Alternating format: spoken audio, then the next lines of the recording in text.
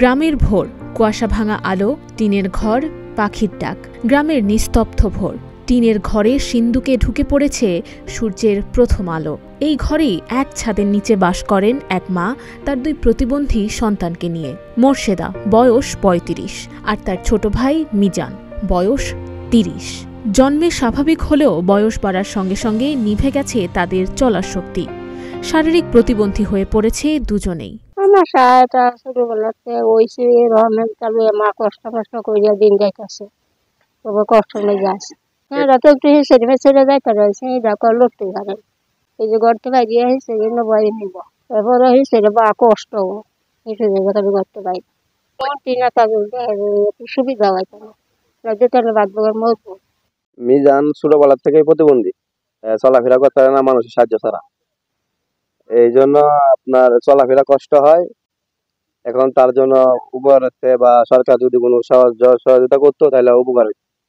শুরু থেকে আপনার এই যে পয়লা কিছু আট আছে করে পয়লা মার ভর্তি হয়েছে বলে পয়লা কিছু আট আছে, আস্তে আস্তে হয়ে যায় আপনার এই অসুখ পাও ঠ্যাং এটা অসুখ। ডাক্তারের চিকিৎসা করার পরে আপনার ঠিক ডাক্তার এরকম কিছু ধরতে পারত এলাকা হিসেবে চাইতেছি একটা দেখুন না কিরকম গরম থাকে, একটা গছ বাঁধে দিতে ভালো।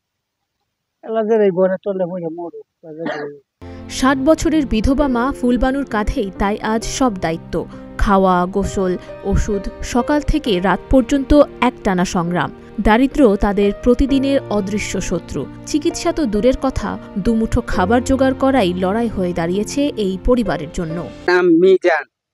আমার ছোটবেলা আটনে থাকতে এই অবস্থা হইলে আসতে পারি না। আমি এইবার অটো দিয়ে বাজারে গিয়া চলাফেরা করি।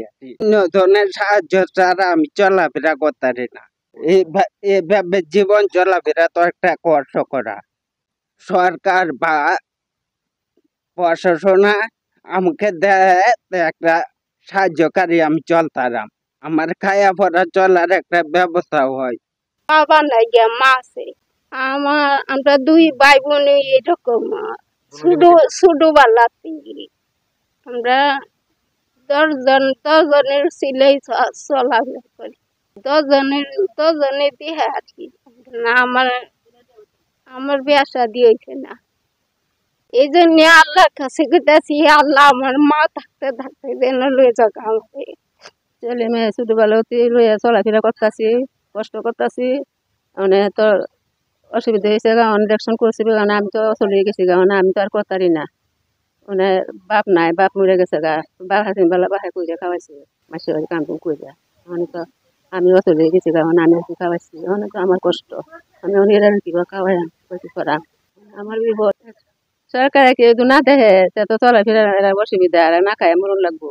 জীবনে বিলাসিতা নেই, নেই স্বপ্নে রঙিন কোনো আজ, আছে শুধু বেঁচে থাকার লড়াই। একজন মায়ের অবিরাম যোদ্ধার গল্প।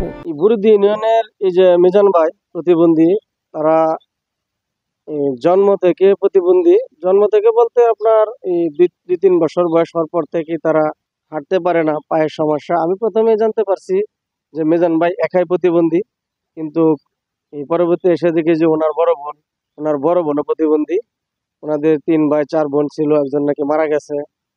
ওনার বাবা বেঁচে থাকতে হয়তো অনেক কষ্ট করে তাদের জীবনযাপন চালাইতে পারছে, কিন্তু ওনার বাবা মারা যাওয়ার পরে এখন উনি যে সমস্যায় আছে, যে আসলে প্রতিবন্ধী মানুষ যদি সে চলতে ফিরতে না পারে, তার রুজি রোজগার করা কতটা কষ্ট, এটি নিশ্চয়ই না দেখলে বোঝা যায় না। আমি মিজান ভাইকে অনেকদিন আগে ওই হাটে বাজারে পাইতাম, কিন্তু আজকে বাড়িতে এসে দেখি সত্যি আসলে খুব খারাপ লাগছে যে একটা ফ্যামিলির 2টা ভাই বোন যদি এরকম থাকে, পাশে একটা বৃদ্ধ মা, যে বৃদ্ধ মা এখন শারীরিকভাবে এতটাই দেখলাম যে দুর্বল হয়ে গেছে, তাদেরকে নিয়ে যে ওনার কাঁধে ভর করে যে তারা বাড়ি থেকে বাইর হয়ে হাটে বাজারে যাবে কালেকশনের জন্য, ওই অবস্থাটা নাই।